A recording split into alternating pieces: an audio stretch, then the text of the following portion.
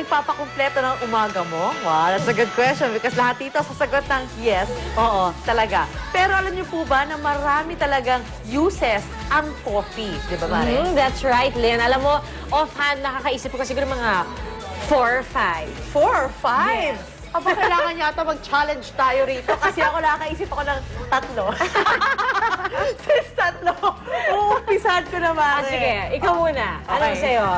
Mrs. makinig kayo. Naku, sure ako mauuna sa inyo. Eto po una sa listahan ko. Alam niyo ba na ang kape pwede maging shoe deodorizer? Ang extracts ng coffee grounds, o yan, di ba? Ang coffee grounds, ito nito. Ang extracts ng coffee grounds ay nakaka-attract at nakaka-trap ng mga mababahong amoy. Like yan. Kaya yan, pwedeng ilagay yan sa mga siguro mga katsa or something. Tulad ng epekto ng baking soda, ang kape ay may sodium bicarbonate na nakakatulong makaalis ng bad odor. Pero ang paglalagay ng coffee ground sa sapatos ay dapat open air din ha, upang mag-flow ang oxygen para masipsip ang mabahong amoy. Maglagay pa tayo, medyo maamoy siya. O para ikaw, what's your challenge? Parang effective siya, ha? Nababawasan na agad. Wala na agad.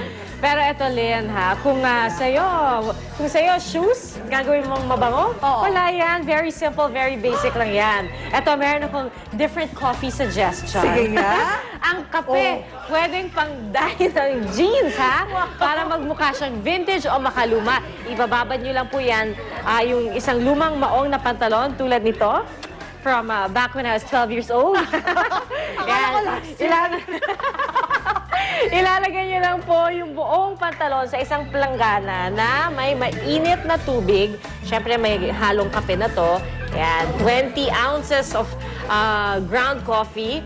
And kung darker yung kape, darker din yung shade nito, ibababad niyo po yan within 15 to 20 minutes. Tapos overnight niyong patutuyuin. And after that, the next day, labhan niyo muna, syempre, at banlawan, patuyuin. At kapag natuyo, meron na kayong light brown tint na mukhang vintage ang style. Huwag niyo na Same process din. Para yung Hindi naman. pagtagali yung pa yung makamangamoy. And aside from that, since damit na rin yung pinag-uusapan natin, let's say meron kayong mga lumang black t-shirt na medyo kupas-kupas na, yung namumuti na, ibabad nyo lang din yan. Aba, Mari, pwede na kita ilagay sa loob.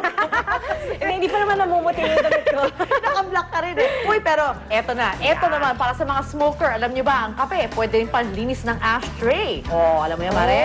Yes, papahid ang kape na may konting tubig sa ashtray. Tulad dito. May ashtray tayo. Lagyan natin ng konti. Ayan. Tapos lagyan natin ng kape. Ayan. Tapos, ayan, kiss-kiss ko na ng konti.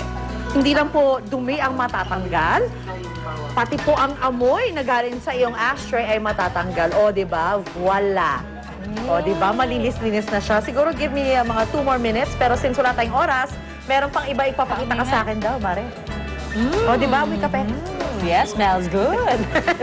Pero ito, speaking of yung ability ng coffee na maalis yung mga bad odor kapag naghiwa-hiwa kayo dyan ng mga bawang, sibuyas, diba? Tapos may date pa kayo ni Mister pagkatapos, syempre ayaw naman natin na kapag holding hands, mabaho ang kamay. So pag nahawakan nyo, eto, kung wala yung bawang o yung sibuyas, nag-slice kayo, yung kamay nyo, yan, lagay nyo lang dito sa ating ground coffee. Yan.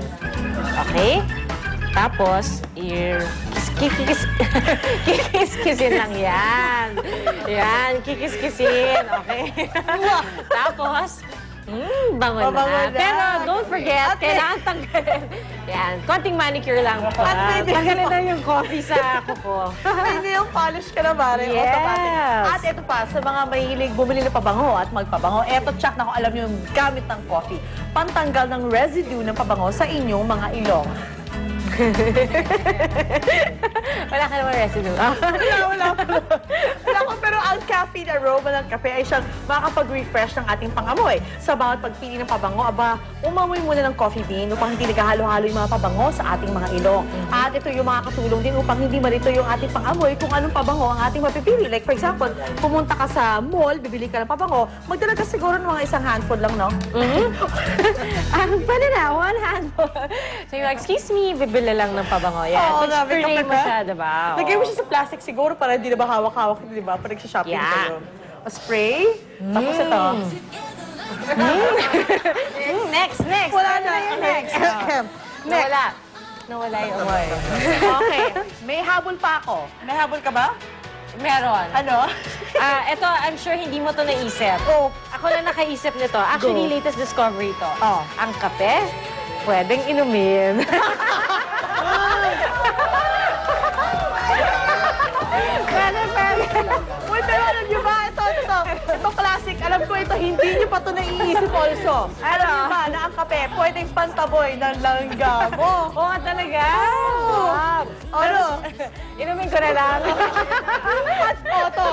Pwede daw pantaboy ng cameraman. Ayan. At saka pantaboy ng producer. Ayan. Sige. At dyan lang po ay makapuso. Mamalik ko agad ang unahin. Pare, mababot na kita.